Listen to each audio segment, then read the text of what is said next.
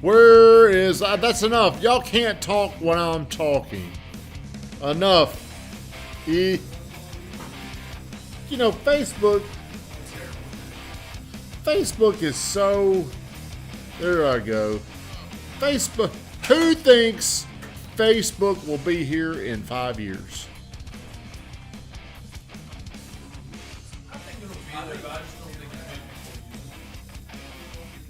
Is it going to be, will Facebook, in your opinion, will it be here?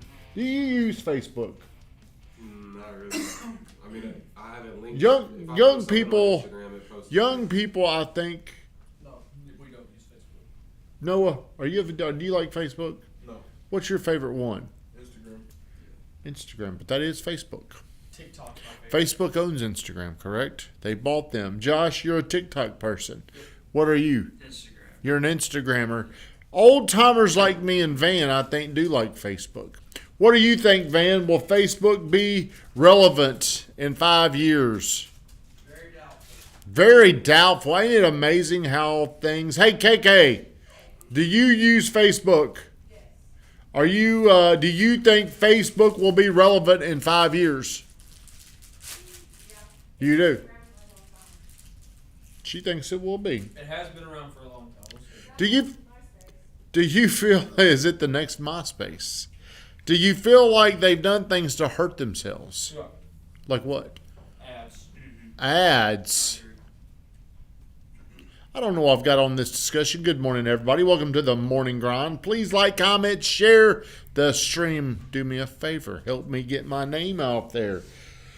Every day we like to come here and provide some type of value. A lot of times I focus on business things. Sometimes I put a little money, a little health. Sometimes I like to go relational. Today's show topic is going to be a little bit more of a relationship self-show. But before we get started, I always like to do 60 seconds of gratitude, where I force myself to get into a state of where I appreciate things.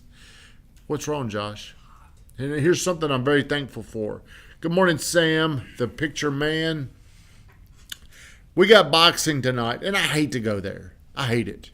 Do you like to go? I hate it. It's hard on my body. But you know what? It's a very hard workout, isn't it, Josh? Mm-hmm. Do you think it's hard? Yeah. Like, I mean, you work out really hard. Do you really think it's a hard workout, or are you just sitting there saying that? No, it is a hard workout. It is It's hard. one of the most intense. Yeah, it's a very hard workout. And I'm probably the oldest dude in there, ain't I? So there's some old women in there that might be a little older than me, but I'm like one of the oldest people in there. And doing those things, it's kind of embarrassing. Like, damn, I can't do this. I look stupid. These other kids can do things a lot easier than I can. But I'm very thankful that I had developed this callousness to where I don't care if I hate it. I ain't got to like it to do it. I'm going. I told Josh I'll be there. Told Bill Taylor I'm committed to this, and this is just going to be something that I got to do. I'm very thankful that I don't have to be in the mood to do things. I'm very thankful. I'm very proud. Wasn't always like that. Give you a little awareness. So that's what I'm thankful for today. Today's show topic is, Van, how did I word today's show? How do you identify the missing structures in your life? Good. How do you identify the missing structures in your life? This is a little bit more of a deep conversation, because who here thinks they've got something in their life that's missing? If I brought this to me, I would be more whole. I would be more happy. How many of you think there's something out there that's missing? Cam raised his hand. Cam, what's missing? I think, I was actually thinking about this last night. It's funny. I think it's there's some kind of sternness that I lack. Like, Okay. I don't know how to describe it, but like there's some kind of like just being stern and being, I don't know, that's the word that I can't. I think Josh used to be like that. I think Josh probably used to struggle with certainty. I feel think. like if I had that, that would help me Okay. tremendously. Okay, so Josh, what is something you struggle with? Or what's something, not something you struggle with, what is something that's missing? Leadership. My leadership leadership skills. What about you, cousin Noah? What are you thinking about over there? I'd say patience, Patience. Ooh. committing 100% to something. Committing 100% to so you like so we're working on that commitment muscle for you. Well, I believe for people to make changes, one thing has got to be removed before they will accept anything, and that's being defensive. This is something that I have worked on for most of my life. Oh, well, this is something I've started working on the last few years of my life that I've battled my whole life. Because most people, they don't ever want to be wrong. So whenever I was accused of something, I would never agree and I would never look inward. I would just show and demonstrate why you're wrong. What happens if somebody's trying to help you and they're telling you, Cam, you need to become more certain in the way you communicate? What happens if I tell you that and you get defensive about it? Well, that says more about me. It does say more about you, but what does that eventually tell me to do with you? To not push anymore. What do? You just back off. You don't. I'll just avoid it. The most dangerous thing you can lose from somebody is their support to help you get to another level. But if I'm telling you over and over again, hey, this is an area you need to look at. This is somewhere you need to improve. And if I get a lot of resistance from you, I'll just decide, you know what? This just ain't worth it to me. I won't tell you anything else. And I was one of those people where I think a lot of times people were trying to help me, whether it was John Jones, whether it was Dan Elam, whether it was Joey Richardson, Tim Dutton.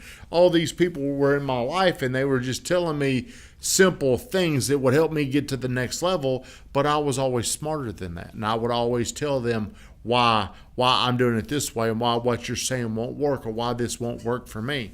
And it eventually would just get to where people would be like, okay, well, fine then. I'm just not going to tell you. Because if you're around people, like, is it a smart thing? I'm around John Floyd two or three times a week, 30, 45 minutes. John Floyd has accomplished things that are amazing. I mean, they're simply amazing what he's done. Should his point of view, should I accept what he's done and when he's telling me this is what you need to do, should I challenge those things or should I accept them? Should you accept him? Why is that? He's doing some of the shit you want to do. My life changed. My life changed by an indirect comment that Coach Burt told me one time.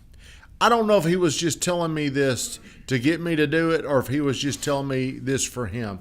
He made this simple statement and I adopted that belief. He said, whenever I'm around somebody that's done a lot more than me, they're really a big time person, I just do what they say. I don't overthink it. I don't question it. I don't argue it. I just do it. Now, here's where things get tricky. In relationships, here's where I really still struggle to this day, is I can get defensive with my wife. And whenever she gets defensive with me, I just lose my shit. Like, why are you so damn defensive? It makes me mad. It makes me mad because I know how much I struggle with it. But most people in your personal relationships, being defensive is something that probably, I'm not going to say ruins it alone, but I think it really impacts communication because people really want to be heard and they want empathy. They like if I'm telling you something and then you're just arguing back. Are you talking about me? My wife is on here. Well, my wife can tell. I mean, I try to take a lot of pride in not being defensive, but I'm still defensive. It's still like this raw spot. It's hard for me to overcome that. So what I try to do is I try to slow down and think, don't get defensive, don't get defensive. Fuck you! You know, it's just like, it's out of control. I mean, I erupt. It's